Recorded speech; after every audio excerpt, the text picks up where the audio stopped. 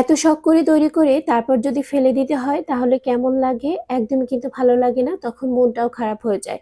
যেকোনো কিছু তৈরির জন্য অনেক বেশি প্রস্তুতির দরকার হয়। হঠাৎ করে কিন্তু কোনো কিছুই তৈরি করা যায় না।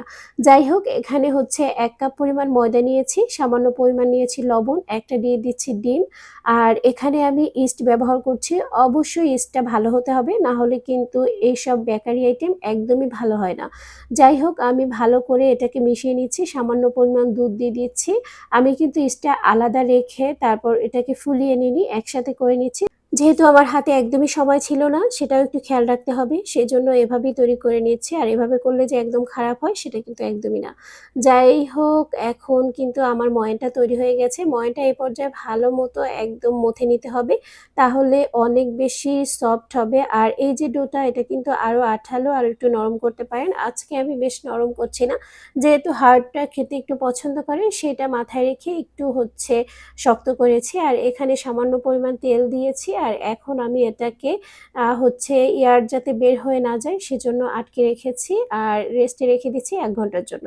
১ ঘন্টার বেশি যদি রেস্টে রাখেন তাহলে অনেক ভালো হয়, কিন্তু আমার হাতে সময় ছিল না। আর এখন এ পর্যায়ে আমি একটু তেল দিয়ে পেঁয়াজ দিয়েছি।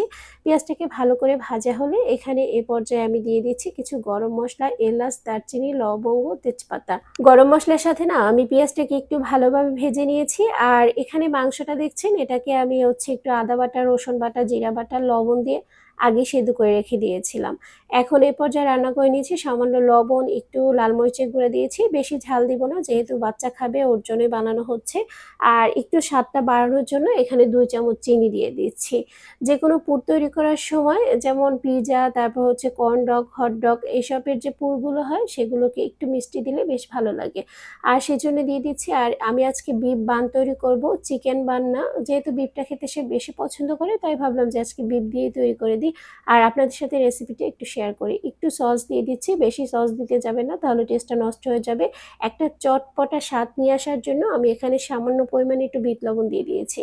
আর শেষে একদম উঠানোর আগে ১ চামচ ঘি দিয়েছি। ফ্লেভারটা অনেক বেশি সুন্দর করবে। এত সুন্দর একটা স্মেল আসছিল, আমার মনে হচ্ছিল যে এটা আমি এখনই খেয়ে ফেলি।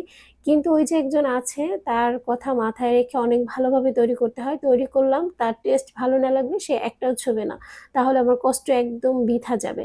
১ ঘন্টা পর আমি ফিরে আসলাম। আর এটা কতটা ফুলেছে দেখে অবশ্য বুঝতে পারছেন। এয়ারগুলো আস্তে বের করতে হবে, জোরে প্রেশার ক্রিয়েট করা যাবে না।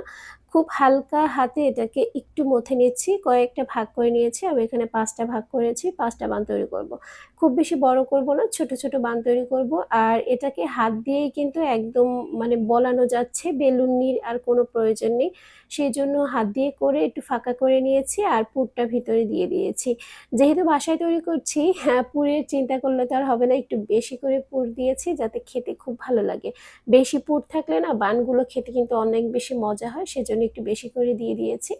এখন মুখটাকে সিল করে দিচ্ছি। তখন কিন্তু ময়দায় একটু হাতটা একটু চুবিয়ে নিবেন বা ময়দা একটু হাতে মেখে নিবেন, তাহলে এই সিল করার সময় অনেক বেশি সুবিধা হবে।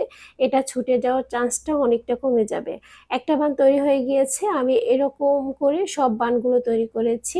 তারপর অনেক সময় দেখা যায় আমার এক জায়গা থেকে এই যে একটু, একটু ফেটে গিয়েছিল। কারণ ওই জায়গাটা অনেক বেশি পাতলা হয়ে গিয়েছিল। যেহেতু হাত দিয়ে করেছি, এক জায়গায় উঁচু-নিচু হবে। তো আজকে খুবই তাড়াহুড়ো করছিলাম। কারণ সে খাবে বলেছে। ১ ঘন্টার মধ্যে আমার তৈরি করতে হচ্ছে। হাতে ঢং করার আসলে সময় ছিল না। সেজন্য খুব তাড়াহুড়ো করে করছিলাম। আর একটা ডিমের কুসুম ভেঙে আমি উপর থেকে দিয়ে দিয়েছি। আপনারা চাইলে যদি একদম বাহিরের কালারটা আনতে চান, সেক্ষেত্রে ডিমের কুসুমের সাথে ১ ফোঁটা অরেঞ্জ কালার একটু মিক্সড করে নিবেন। তারপর উপরে দিয়ে নিবেন। দেখবেন সুন্দর একটা কালার চলে আসবে। ওই যে বললাম আজকে আমার একদমই ঢং করার সময় নেই। খুব সাদাসিধেভাবে তৈরি করছি। আর উপরে একটু সাদা তিল দিয়ে দিয়েছি। আমি এই যে প্রিহিট করে নিয়েছিলাম পাতিলটাকে, এখন বেক করতে দিয়ে দিয়েছি। বেকিং পেপার বিছিয়ে নিয়েছি। আর পিজ্জার যেই প্লেটটা আছে সেটার ভিতরে দিয়ে দিয়েছি। আর এখানে ৩০ মিনিট রেখে দিয়েছিলাম একদম চুলাটা ডিম করে। আর খুবই সুন্দর হয়েছে। মাশাআল্লাহ, এত মজা হয়েছিল খেতে। আর এই যে ফুলকো, ফুলকো হয়েছে। ভিতরে কিন্তু খুবই মজার। আমি খাচ্ছিলাম আর নিজের প্রশংসা নিজেই করছিলাম। তো কেমন লেগেছে আজকের রেসিপি অবশ্যই কমেন্ট সেকশনে জানাবেন। ভালো লাগলে শেয়ার করে দিবেন। এখানেই বিদায় নিচ্ছি। আল্লাহ হাফেজ, বাই বাই, টাটা।